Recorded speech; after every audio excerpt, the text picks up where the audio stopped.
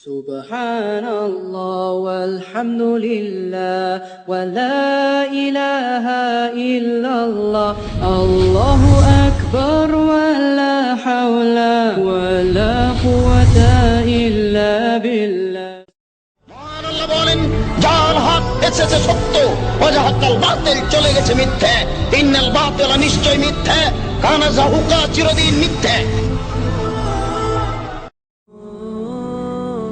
সম্মানিত মসজিদের মুসল্লি, আবু হুরায়রা রাদিয়াল্লাহু তাআলা আনহু বলেন রাসূল সাল্লাল্লাহু আলাইহি সাল্লাম বললেন, রাগেবান ফহু, তার নাক ধুলোয় ধূসরিত হোক, রাগেবান ফহু, তার নাক মাটিতে মিশে যাক, রাগেবান ফহু, ওই লোকটা ছাই হয়ে যাক, তার নাক মাটিতে মিশে যাক।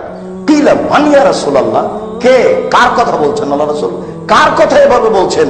তখন আল্লাহ রাসূল বললেন, মান আদরাকা ওয়ালিদাইহি আদুহুমা আও কিলাহুমা, কেউ পিতামাতা দুইজনকেই পেল অথবা একজনকে পেল, এরপরে তাদের নিজের পাপকে ক্ষমা করে নিতে পারলো না, তাদের সেবা করে তাদেরকে মূল্যায়ন করে, এই হলো দুর্ভাগ্য হতভাগা ব্যক্তি।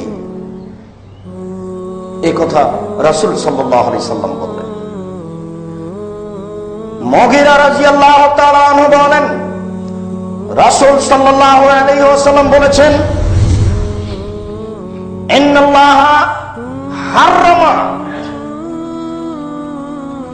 নিশ্চয় আল্লাহ তাআলা হারাম করেছেন কয়েকটি কাজ, তিনটি কাজ আলাইকুম, তোমাদের উপরে। নিশ্চয় আল্লাহ পৃথিবীবাসীর উপরে তিনটা কাজ হারাম করেছেন, একেবারেই হারাম, টোটালি হারাম, কোন দিন সে কাজকে করতে পারবে না। এক, উকুকাল উম্মাহা, পিতা মাতার অবাধ্য চলা, এই কাজটা হারাম। এইভাবে শুনে নেন যে পিতা মাতার অবাধ্য চলা কাজটা হারাম।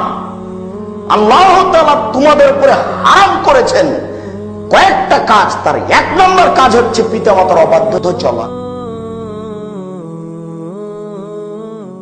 লা ইলাহা ইল্লাল্লাহ মুহাম্মাদুর রাসূলুল্লাহ আলাইহি সালাতুল্লাহ ওয়া আলিহি ওয়াল আহিব্বা।